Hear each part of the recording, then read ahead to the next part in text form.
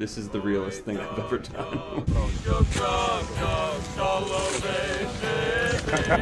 Welcome to Ukraine Bank. All you can hear is my guitar, and then there's like kind of a wave of shells going off in the distance while we're playing this. And I mean, that was definitely like a chill down my spine.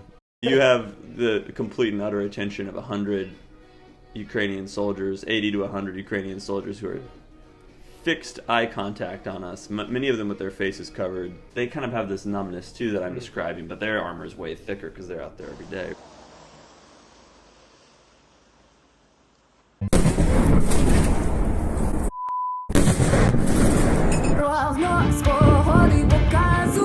In Ukraine, where Joseph Lindsley is, it's 3:22.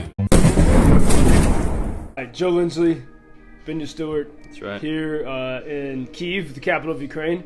And throughout this war, there's moments where, we've all been traveling around, helping in different ways, seeing, different edges of the war. And there's moments we can come together. Here we have a drink at a Georgian bar underground in Bakhmut and share stories from what we've seen. And the last time I saw you, so Benya's from Ohio. I was born in Ohio. And you are a musician, several different projects. That's right. Yeah, I mean, originally came to Ukraine for a project called Slavalacha almost 3 years ago. And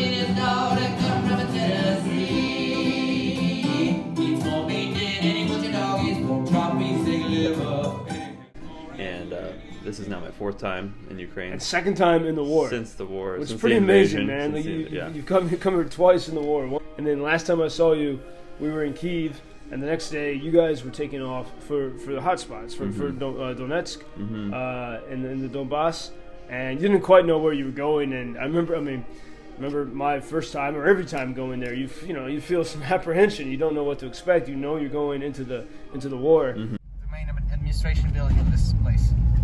And the hospital will be on your right. Now we'll come back on this. Not this one.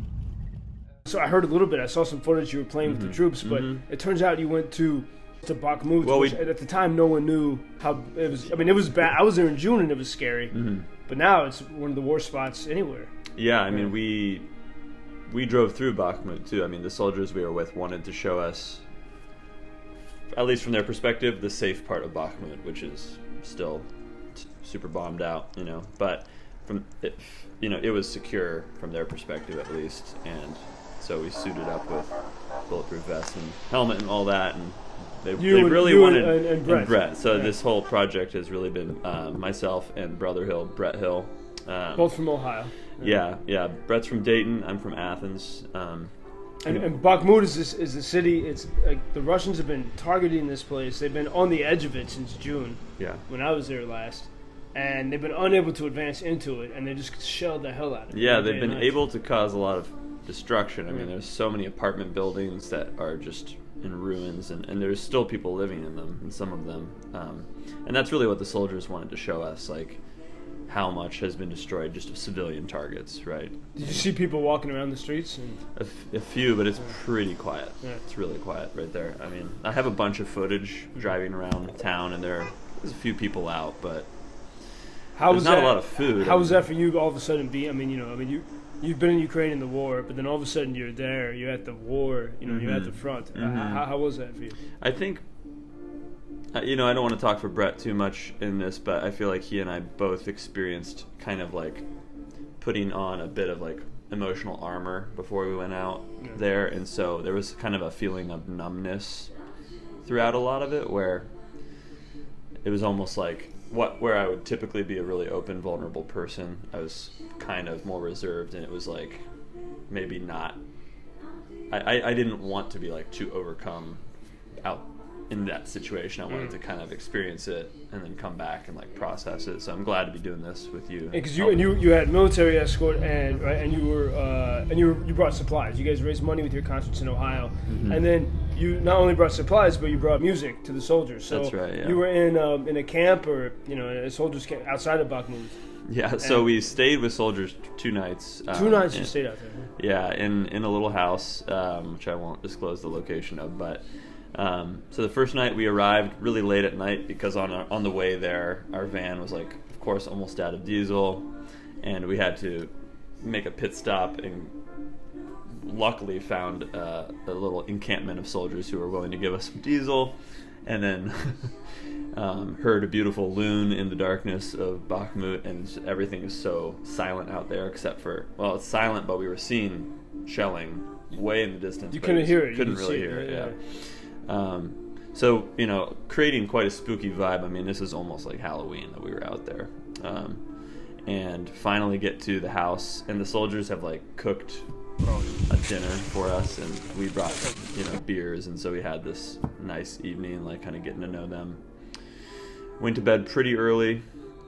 In the next morning, we threw our instruments into a vehicle full of weapons, like guns and armor, and they took us out to this little spot they were running. The soldiers were running drills, doing polygon, as they call it. One little piece of context is our guy Leszek Yakimchuk. He and his girlfriend Lena in Kiev are UA First Aid. They pretty much run this, and that's who we bring supplies to, and they distribute it. So they have relationships with all these different battalions along the front. So we pretty much wake up in the morning, and they call the commander, and they're like, "So we have these 2 American musicians. Can they come play?" And he was like, "Why not?" Yeah. We drive through this crazy mud field where, you know, I'm sure tons of tanks and artillery have been driving through for months. And we park, get our stuff out, walk up. They're doing drills, and then they all just circle up, and we back up to one of those striker units, like a light tank, kind of anti-infantry unit.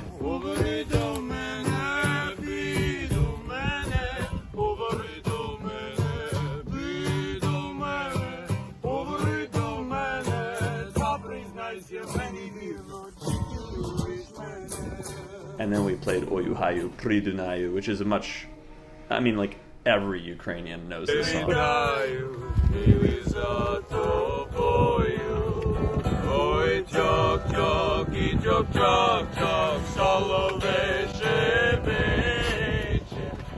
When you were playing this, all of a sudden you could hear the background music. So to speak, yeah, so it's a song that starts with just this really tender guitar part, and there's just like... And you're playing... I'm playing the guitar in this, and it's just this like... All you can hear is my guitar, and then there's like kind of a wave of shells going off in the distance while we're playing this. And I mean, that was definitely like a chill down my spine moment, you know, but in a good way. Yeah, in a good way. I mean, it was like, we are here. This is the realest thing I've ever done. You have the complete and utter attention of 100 Ukrainian soldiers, 80 to 100 Ukrainian soldiers who are fixed eye contact on us, many of them with their faces covered. And we're playing them Ukrainian songs that we've learned from our friends. And then we play like American folk songs like Which Side Are You On, too. And I mean, the vibe was just incredibly potent, and the eye contact that we were experiencing between the guys. I mean, some of them were like tapping their feet and stuff, but there's a lot. I mean, you could see that they kind of have this numbness too that I'm describing, but their armor is way thicker because they're out there every day, right? And as you hear the music of war, so to speak, the sound of war in the background, the drums of war.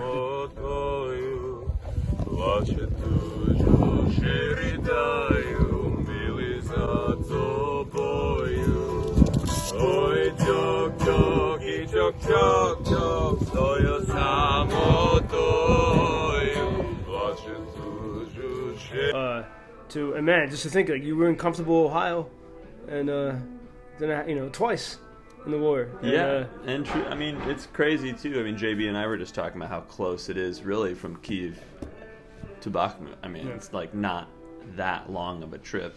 Yeah, like maybe from Cleveland to Philadelphia, maybe. Okay, there's many moments of fear where we're terrified, but we just face it together and we keep going, you know. And that's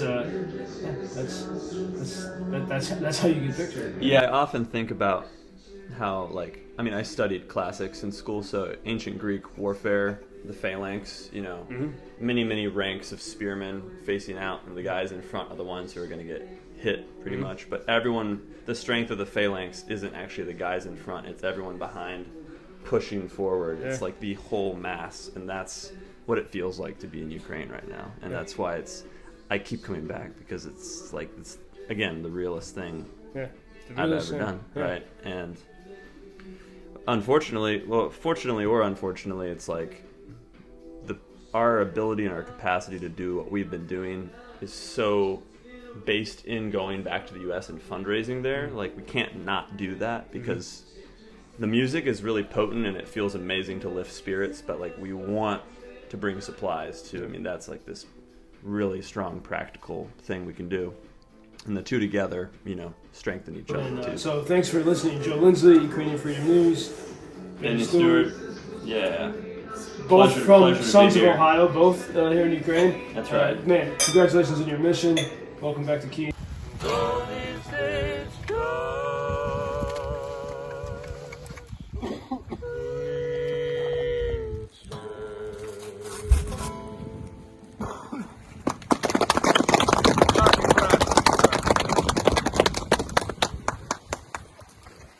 I've said before, Joseph Lindsley, world's most interesting man. This I find in my garden.